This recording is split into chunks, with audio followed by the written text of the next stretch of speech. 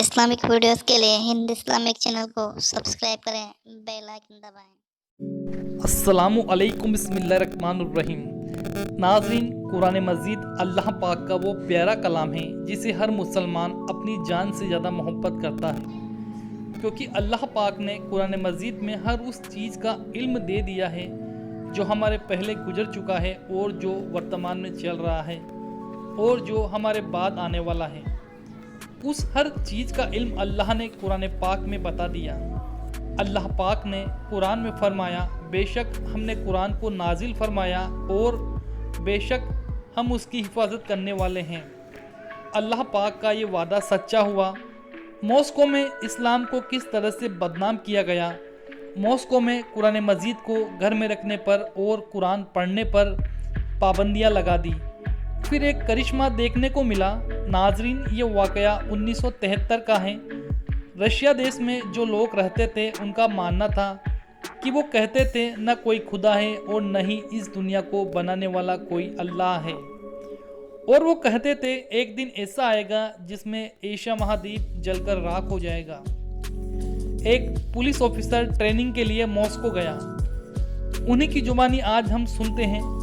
जब मैं मॉस्को पहुंचा तो जुम्मा का दिन आया, जहां मैंने दोस्तों से कहा कि चलो जुम्मे की नमाज अदा करने मस्जिद चलते हैं। मेरे दोस्तों ने कहा यहाँ जो मस्जिदें हैं वो गोदाम में तब्दील हो चुकी है और जो एक दो मस्जिद हैं वो कभी खुलती है और कभी बंद रहती है।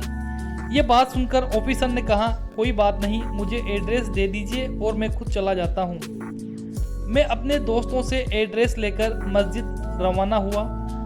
जब मुश्किल से मैं मस्जिद पहुंचा तो देखता हूं कि मस्जिद तो बंद है। वहां मौजूद लोगों से पता किया कि मस्जिद के पास रहने वाला एक शख्स जो उसकी चाबियां संभालता है। जब मैं उसके घर गया और मैंने उससे कहा आप मस्जिद खोल दे, और तब उस शख्स ने जवाब दिया, मस्जिद तो मैं खोल दूंगा, अगर कुछ हो जाए तो मेरी कोई जिम्मेदारी नहीं है, आप अपना ख्याल खुद रखें। ऑफिसर ने कहा कोई बात नहीं, अल्लाह सबका ख्याल रखने वाला है, आप तो बस मस्जिद खोल दें।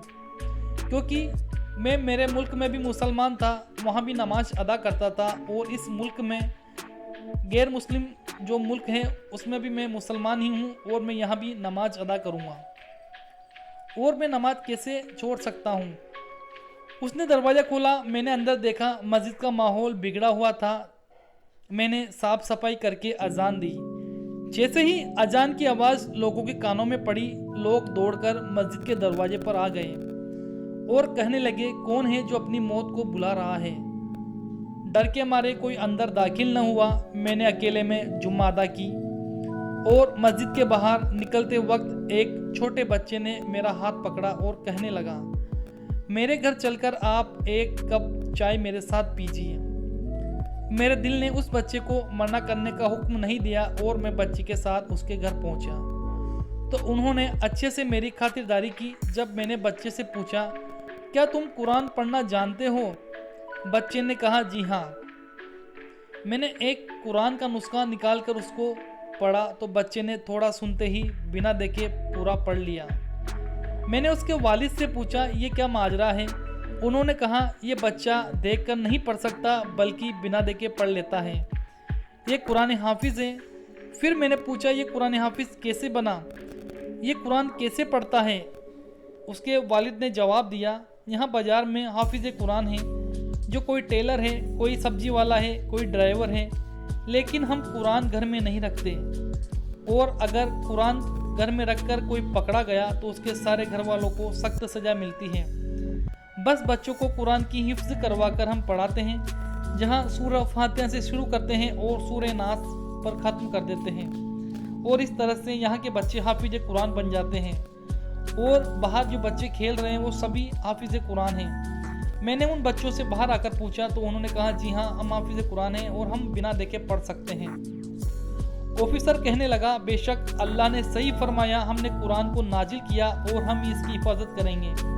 तो अल्लाह खुद कुरान की हिफाजत कर रहा है। वहाँ की हुक्मरानों जो थे उन्होंने घर में कुरान रखने के लिए सख्त पाबंदियाँ लगा रखी थी। अल्लाह ने उनके दिलों में कुरान उतार दिया। वह कुरान हाफिज बने। इस तरह से उन्होंने कुरान की हिफाजत की। ये अल्लाह का करिश्मा है। दोस्तों, अगर वीडियो अच्छा लगा हो दिल से लाइक कर दीजिएगा और हमारे चैनल को सब्सक्राइब कर दीजिएगा।